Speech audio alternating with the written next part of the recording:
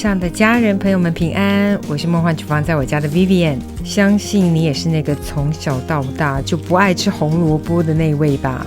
今天 Vivian 要分享一道绝对让你跌破眼镜，极度相当就好吃凉拌红萝卜丝，完全没有生味，说它是红萝卜食谱的天花板也不为过。不相信是吧？快把冰箱的红萝卜拿出来做一次，你就知道有多好吃。所有材料配方就请大家自行荧幕截图，文字食谱的连结我也会放在资讯栏当中，点开资讯栏就可以看到。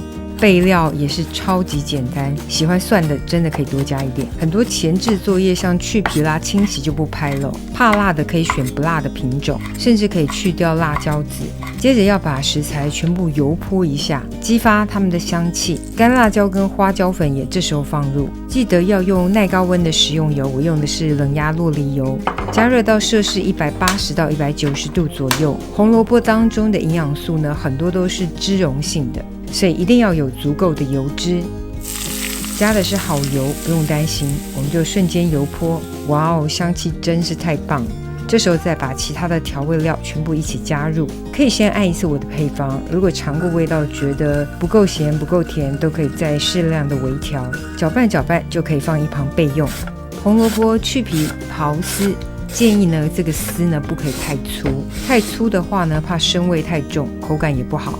我这个大概是0.25公分左右的粗细程度哦。这种比较细的刨刀网络都有卖，没有刨刀用手工来切细也是可以。接着加入香菜段，然后淋上刚才调好的淋拌酱，撒上低温烘焙过的白芝麻粒，然后把它们全部抓拌均匀，怎么拌都可以，手拌、搅拌、筷子拌、夹子拌，再淋上非常对味的冷压芝麻油，只要把它们搅拌均匀，连火都不用开，素不素超级简单。想要更入味的话，可以抽真空静置一下，这样子就搞定，可以准备上桌开吃啦。超级爽脆开胃的凉拌红萝卜丝，拜托你一定要试做一次。没咖喱片真正就好吃耶！我平常真的不是很喜欢红萝卜，但是这一道真的很可以，我真的大爱。调查一下红萝卜蛋糕有没有人想学，也是很好吃。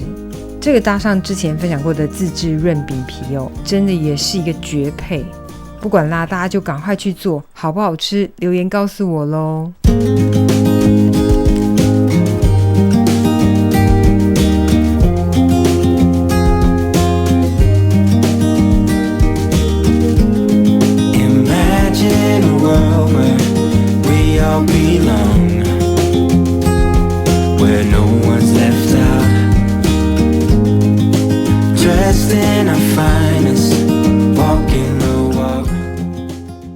这就是今天的食谱分享，别忘了按赞、订阅、开启小铃铛，然后记得分享给亲朋好友，让他做给你吃。耶稣爱你，我也爱你，我们下次见，拜拜。